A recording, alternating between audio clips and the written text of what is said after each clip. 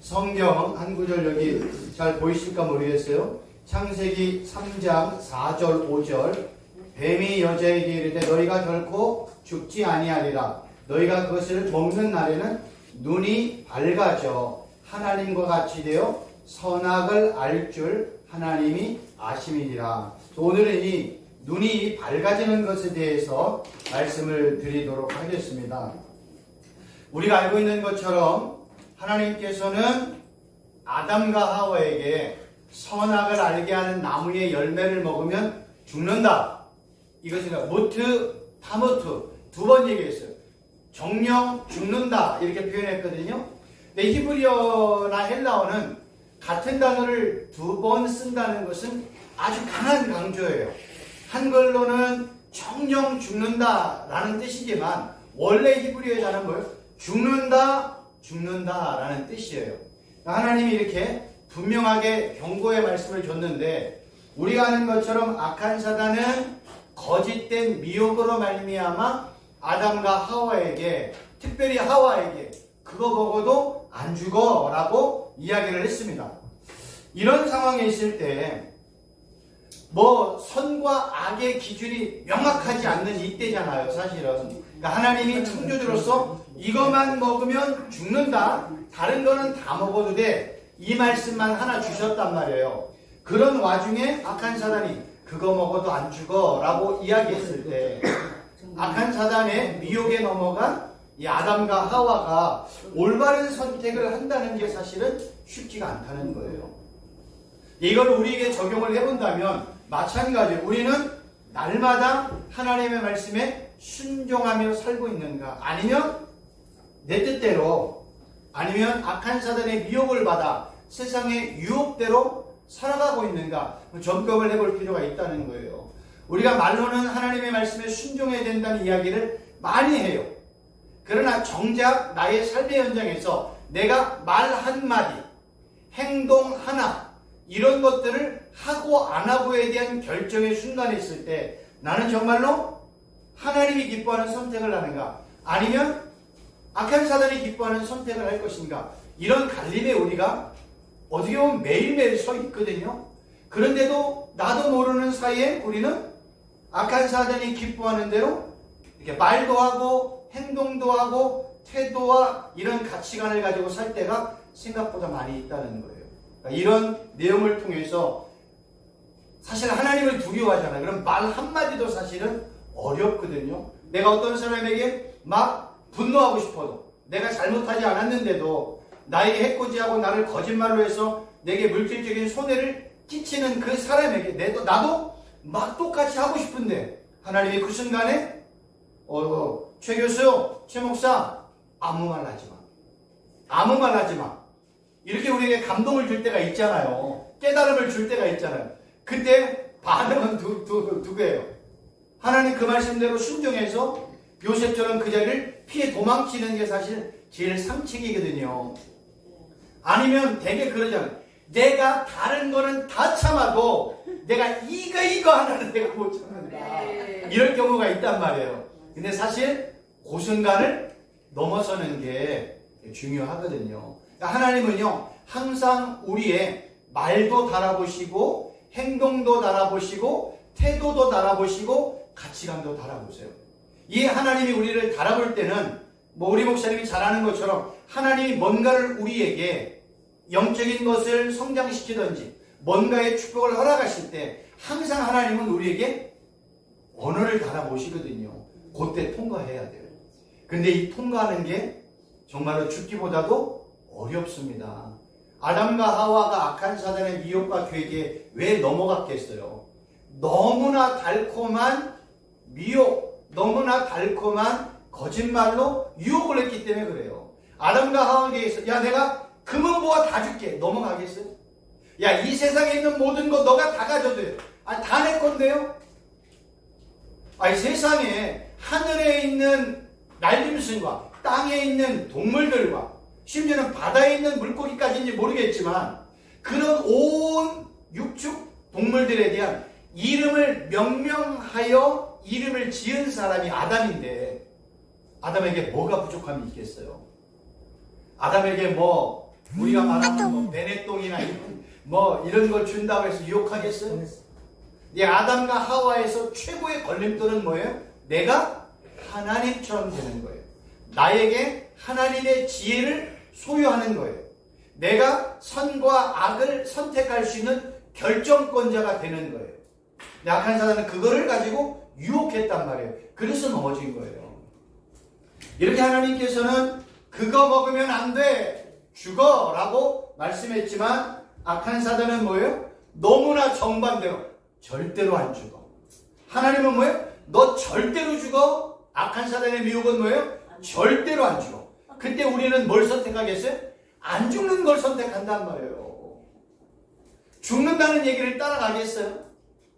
여러분 그 이사야 예레미야에 보면, 예레미야나 에스겔의 내용을 보면 하나님의 선지자들이 이스라엘 백성들을 향해, 유다 백성들을 향해서 뭐라고 얘기해요? 너희들 하나님의 말씀에 불순종하며 이방 신상을 섬기며 하나님을 떠나면 너희들 멸망당해 예루살렘이 피폐하게 될 거야. 이게 하나님의 선지자들의 명령이었잖아요. 경고였잖아요. 근데 거짓 선지자들은 뭐예요? 무슨 소리야? 내가 어제 하나님 앞에 기도했더니 하나님이 내게 계시를 줬어. 환상을 줬어. 절대로 안 망한대. 바벨론에 안 망한대. 예루살렘 절대로 무너지지 않는데. 그럼 뭐 믿고 싶겠어요? 안 넘어지고 안 피폐하는 거를 사람들은 선택하는 거예요. 마찬가지거든요. 이러한 결정적인 순간에 있을 때 너무나 많은 사람들은 안 죽는다, 우리는 잘 된다, 형통하다, 우리는 복되다, 이거 선택하는 게 당연하거든요. 근데 하나님은 뭐예요? 그러면 죽어, 그러면 예루살렘 멸망해, 그럼 너희들 바벨론의 포로로 잡혀갈 거야, 이렇게 얘기한단 말이에요. 그때 나는 뭐 선택하겠어요? 거짓 선지자의 말이 미혹되니까 여기에 넘어가는 거예요. 이거를 창세기에 있는 3장의 말씀을 통해서 하나님의 말씀은 시작이 되었단 말이에요. 이스라엘 역사를 보세요. 다 이 얘기예요. 죽어, 안 죽어, 잘 돼, 안 돼, 요 얘기예요. 근데 이 거짓 선지자들은 뭐예요? 무조건 잘 된다, 무조건 형통하다, 조금만 견뎌라, 하나님이 열방들을 통해서 우리를 지켜준다. 그러면 좋은 얘기 우리는 선택하고 싶다는 거예요.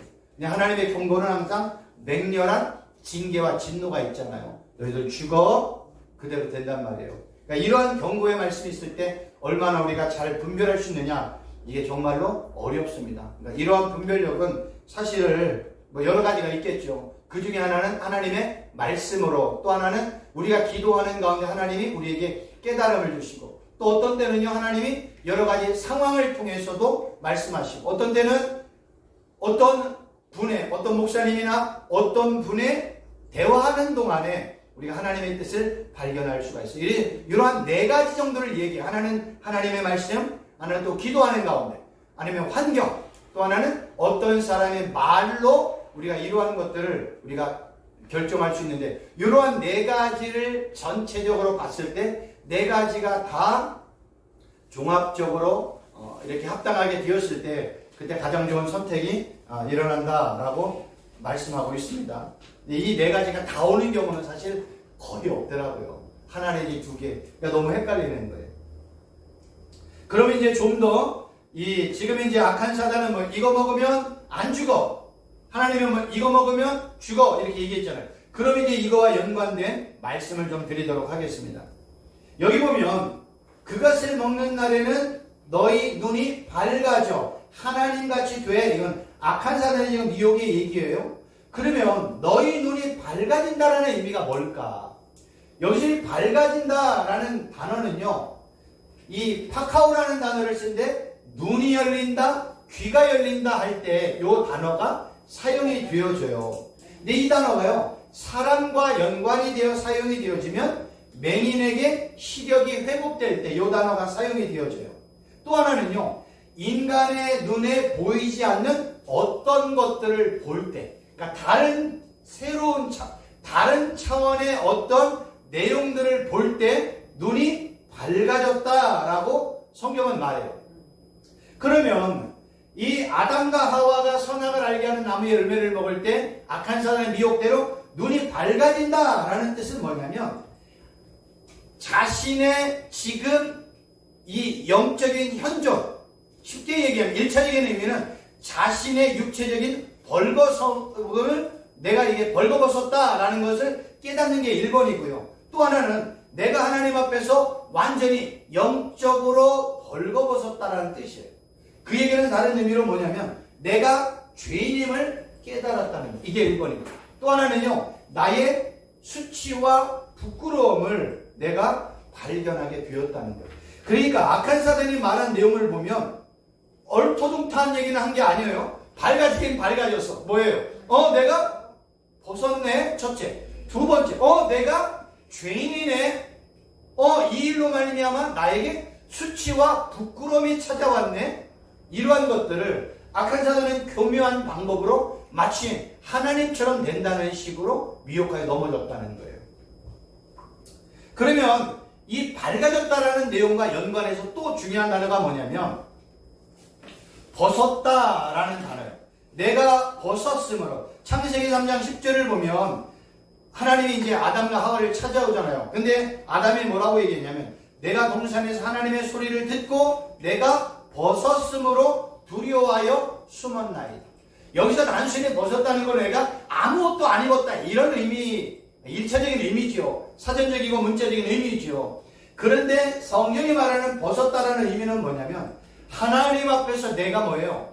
나의 수치와 나의 부끄러움과 나의 죄가 백일하에 드러났다는 거예요. 왜 이런 표현을 쓰냐면요.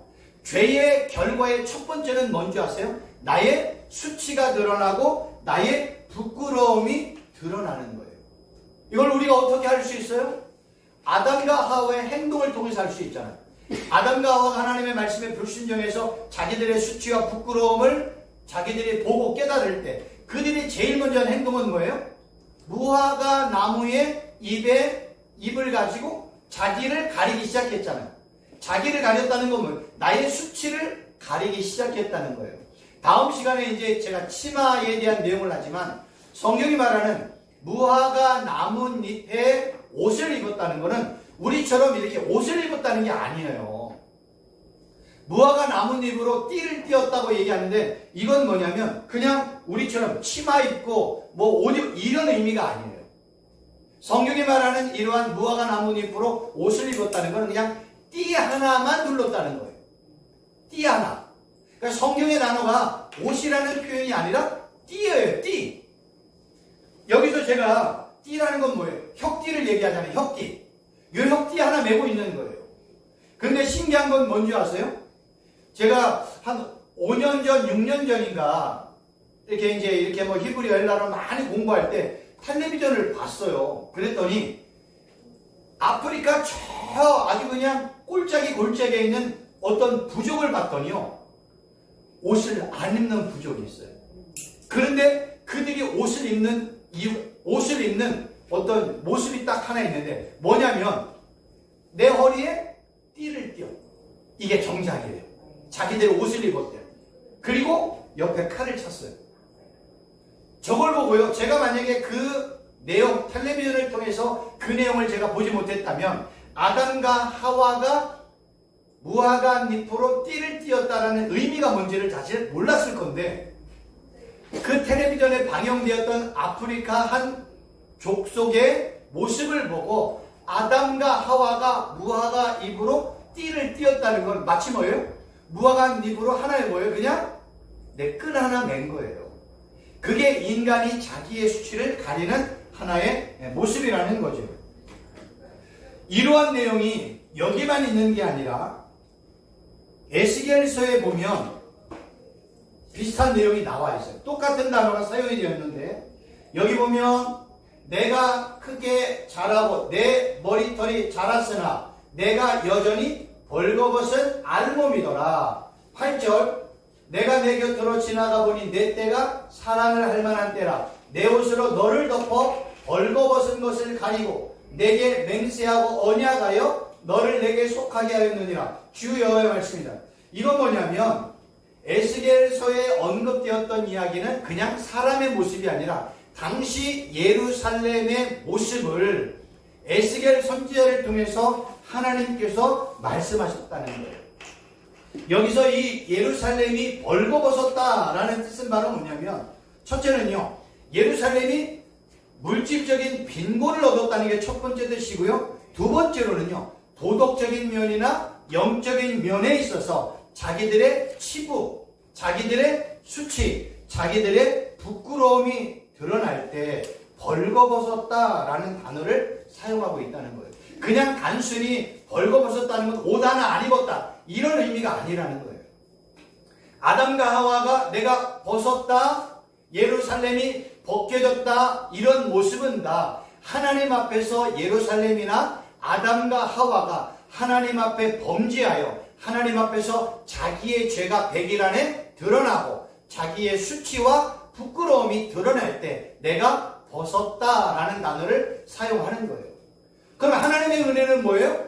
덮어주는 거란 말이에요. 치유하고. 그래서 이제 나중에 하나님이 뭘 만들어주세요? 아담과 하와에게 가지고 입혀주잖아요. 그런 입혀준다는 단어도 뜻을 보면 나중에 기가 막힌 내용들이 그 안에 포함돼요. 그냥 가지고 양의 옷을 만들어서 너 이거 입어라, 이런 의미가 아니거든요.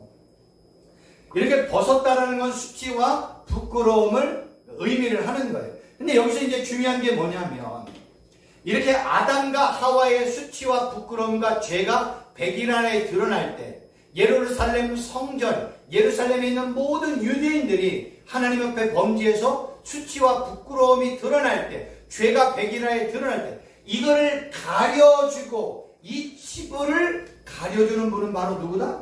성경은요, 여호와 하나님을 얘기하고 싶은 거예요. 성경은 바로 이 얘기하고 싶은 거예요. 아담과 하와를 덮을 수 있는 분은 누구야? 만군의 여호와 하나님. 아담의 수치, 하와의 부끄러움을 덮을 수 있는 분은 누구야? 만군의 여호와 하나님. 예루살렘의 수치와 부끄러움을 온전히 회복하고 치유하고 덮을 수 있는 분은 누구야? 만군의 여호와 하나님. 성경은 지금 그 얘기하고 싶은 거예요. 그래서 인간이 자기의 수치와 부끄러움을 가릴 수 있는 최선의 방법은 뭐예요? 띠 하나뿐이 못한 거예요. 띠 하나. 띠 하나.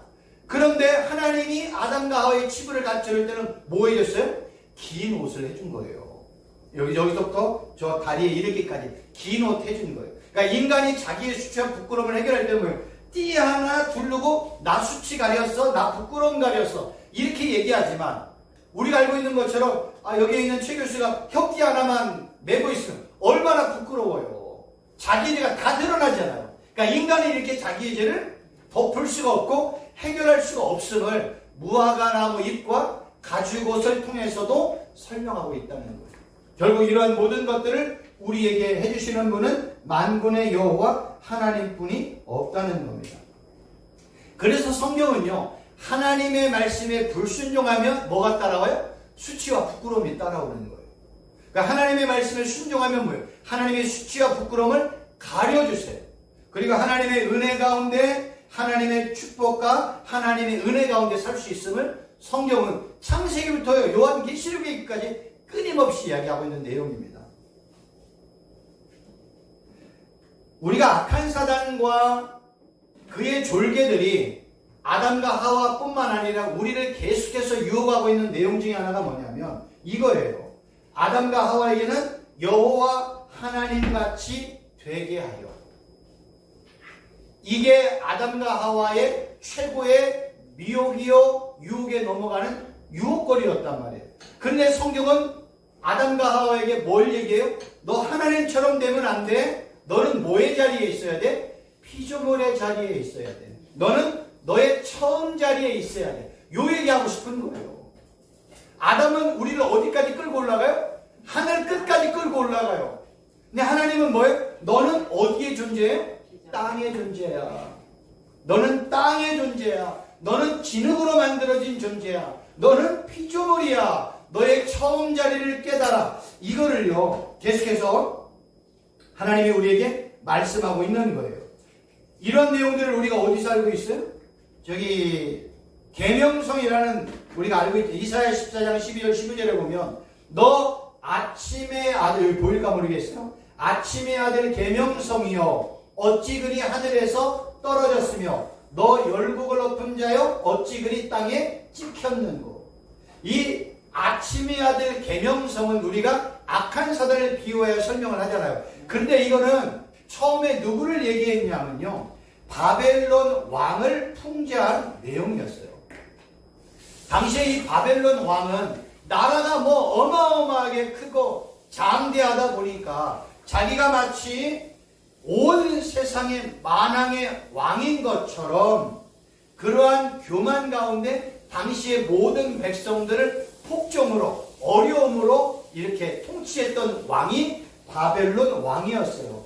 그거를 당시의 선지자들이 이게 빙자하여 비유하여 너 아침의 아들 계명성을 당시의 바벨론 왕으로 비유하여 설명한 내용이라는 거예요.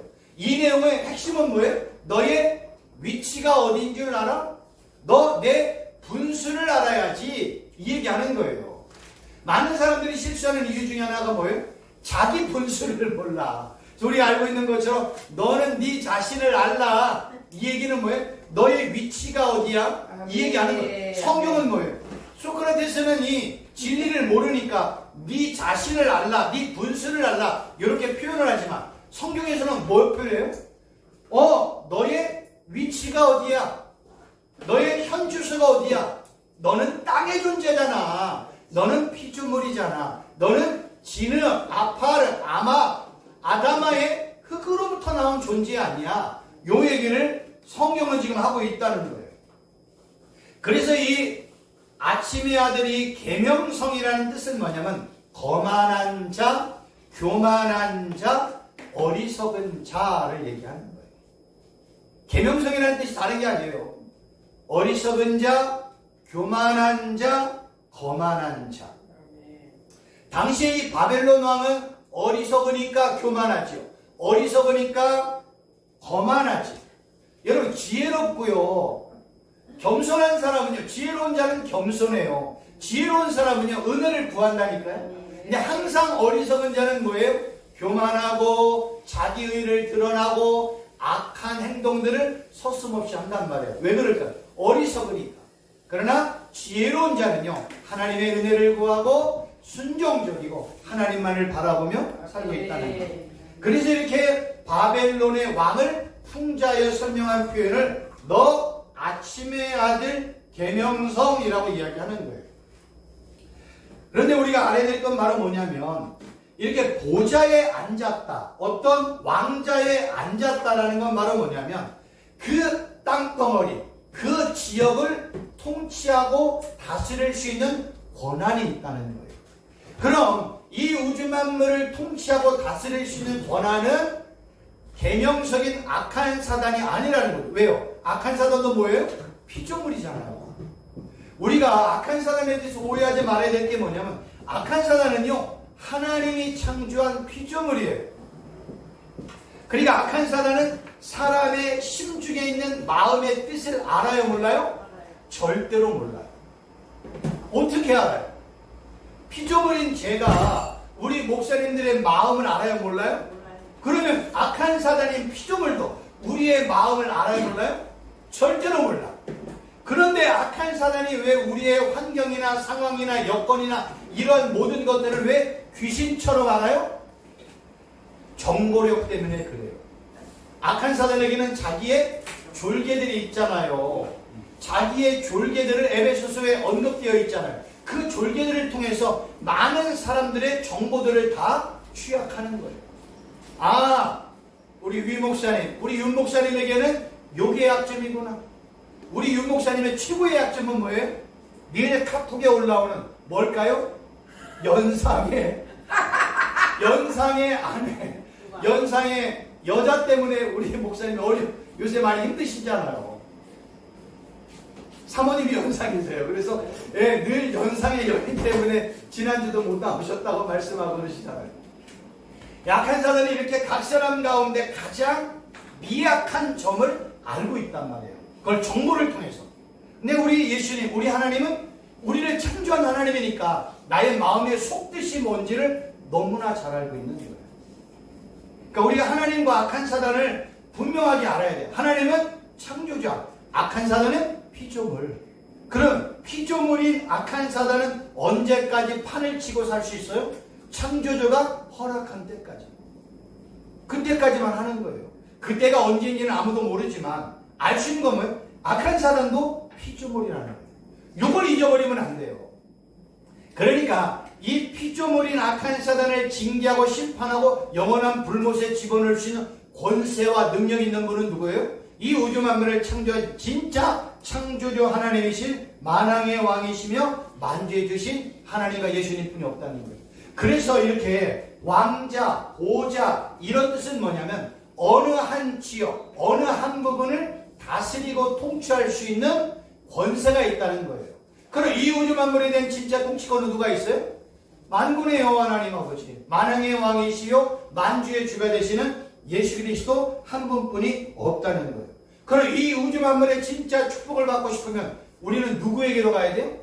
이 우주 만물의 진짜 왕이신 주이신 하나님과 예수님에게 우리의 도움을 구하고 우리의 의지의 대상이 되고 찬양의 대상이 되고 경배의 대상이 되고 예배의 대상이 된다면 그 하나님, 그 예수님이 이 땅에 필요한 것도 우리에게 공급해 주신다는 거예요.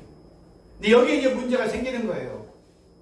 하나님은 이 우주 만물의 진짜 소유자예요. 그 우리는 모든 것들을 다 하나님 앞에 구하면 되잖아요. 그런데 해보니까 안 될 때가 있단 말이에요.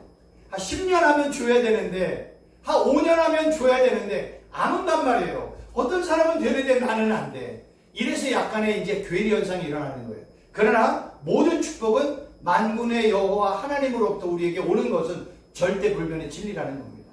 우리가 이 땅에 필요한 어떤 것을 구할 때, 재정이 필요할 때, 건물이 필요할 때, 사람이 필요할 때 우리가 구할 수 있는 분은 여기 언급되어 있는 것처럼 만왕의 왕이시며 만주에 주신 하나님과 예수님에게 구하면 반드시 이루어진, 이건 성경의 진리니까요. 이렇게 구해야 된다는 겁니다. 그런데 우리가 알고 있는 것처럼 이 악한 사단은 절대로 무너지지 않는 하나님의 권위에 도전해서 실패했잖아요. 그래서 하나님의 징계를 받고 땅으로 떨어졌잖아요.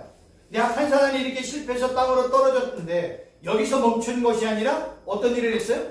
아담과 하와를 유혹했잖아요. 그리고 하나님 앞에 범죄하게 했잖아요. 그리고 악한 사단은 지금도 많은 사람들의 마음을 미혹하여 넘어지게 하고 있고 그 싸움에서 승리하고 있다는 거예요. 여러분, 악한 사단은요, 나의 약점을 너무나 잘 알고 있어요. 제가 예전에 테니스를 좋아해가지고 이렇게 테니스 이렇게 시합 나가기 전에 여러 동호회에 나가서 테니스를 쳤거든요. 근데 저는 이제 오른쪽에 서고 저와 같은 편인 목사님은 왼쪽에 섰는데 왼쪽에서 저쪽 상대방의 백으로 너무나 길게 좋은 공을 너무 많이 보내요. 그리고 이제 게임하다가 한 게임 끝나고 이제 쉬고 음료수를 먹을 때 상대편에 있는 목사님이 그런 거예요. 아니 목사님, 왜 맨날 어려운 쪽으로만 공 줘요? 시험에서 이기려면 남이 잘 받는 쪽을 줘야 돼요? 남이 못 받는 쪽을 줘야 돼요? 남이 못 받는 쪽을 주는 게 당연하잖아요. 근데 상대방에 있는 목사님이 자기가 받기 어려우니까 왜 목사님 맨날 어려운 쪽으로만 공을 주냐?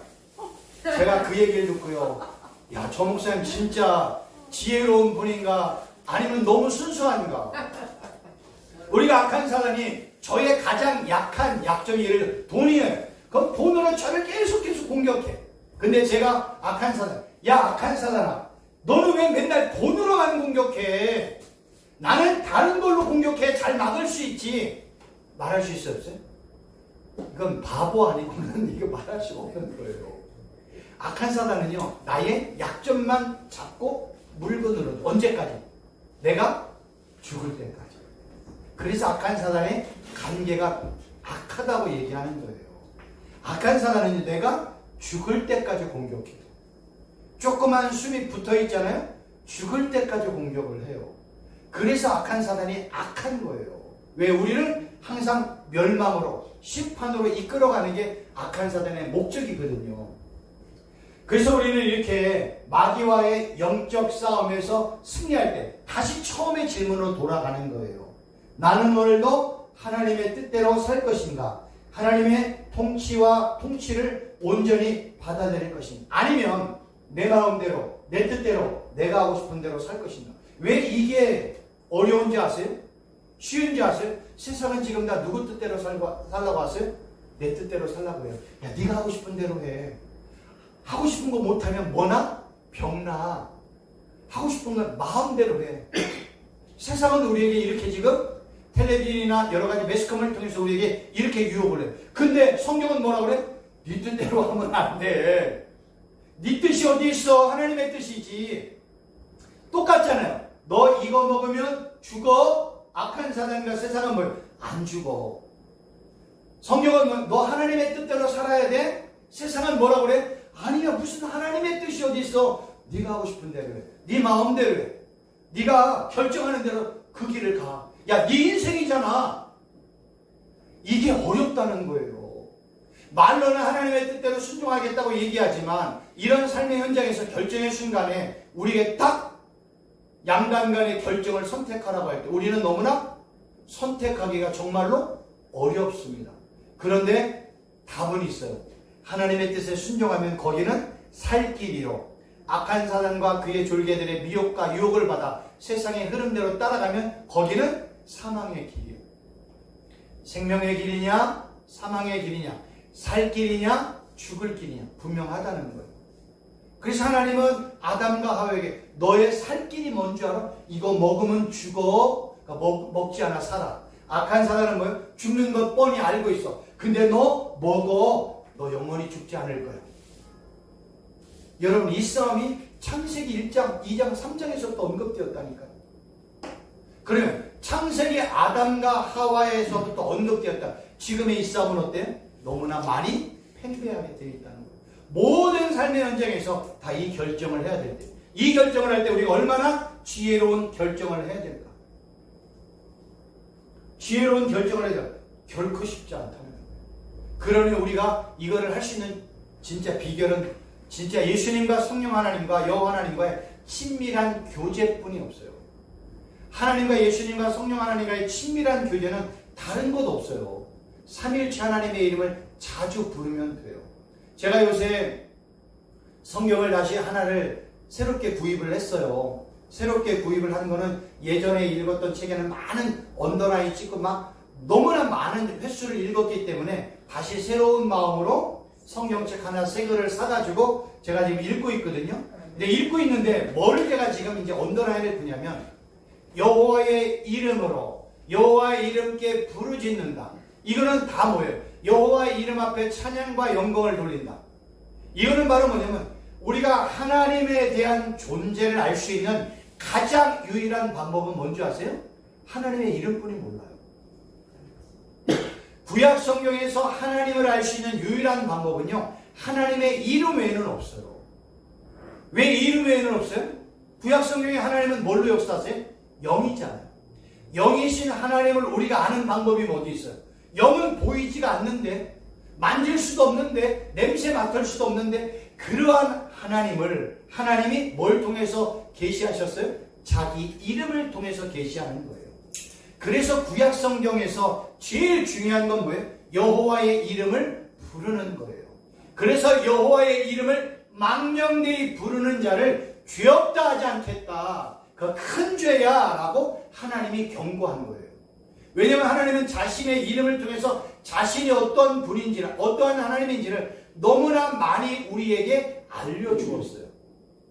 그렇기 때문에 우리는 하나님의 이름을 자주 부르고 고백하면 고백할수록 우리는 하나님의 이름을 부르면서 하나님 앞에 찬양과 영광을 올려드릴 수 있다는 거예요. 지금도 마찬가지예요. 우리는 너무나 삼일체 하나님의 이름을 너무나 안 불러요.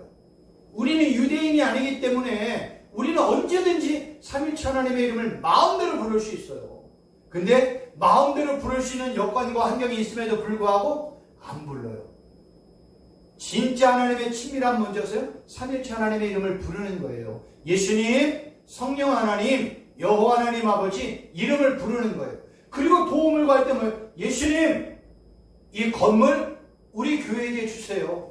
예수님, 이 신학교 건물 우리에게 주세요. 예수님, 우리 성도들을 책임져 주세요. 하나님 아버지, 우리의 가정을 축복해 주세요. 다 뭘 부르요? 호칭을 부른다니까, 이름을 부른다니까요. 우리는 너무나 이름을 안 불러요. 이제는 이름을 자주 불러야 돼요.